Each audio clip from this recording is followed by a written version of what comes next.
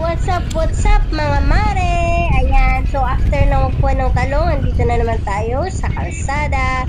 At kukunin na naman natin ang ating mga labuyo. So, ito na tayo. Papadaan tayo dito sa kilometer 0. Ayan. So, papunta tayo ngayon sa PTEX bus station para i-pick up na naman natin yung ating mga labuyo. So, ayan, nandito na tayo sa PTEX bus station para makuha ang ating mga labuyo na nanggaling sa Mindoro. Napakagandang mga labuyo dyan sa Mindoro. What's up dyan? Shout out sa mga taga Mindoro na mga nagpapadating na mga gulay natin dyan. Thank you very much.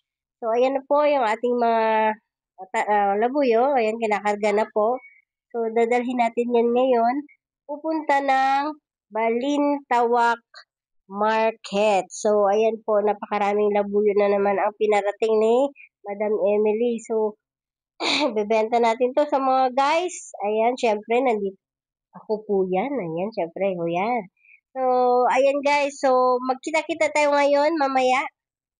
Mamaya, sa palengke. Syempre, pabalik na kami ngayon sa Balintawak Market. Syempre, para maibenta na agad-agad yung ating mga labuyo. So, nandito na tayo agad-agad sa Balintawak Market. So, sa lahat po na gustong maka-avail ng ating mga labuyo na bagong dating, fresh na fresh, bagong pitas, new arrival, ayan, mangang-anghang, free taste po ito. So, pumunta lang kayo dito siyempre sa Riverview Market, Balintawak, Quezon City. So, ito na po, ayan, napakaganda ang ating labuyo today. So, pa-reserve na po sa may gusto. Thank you so much. PM na agad. Salamat po. God bless mga Mars.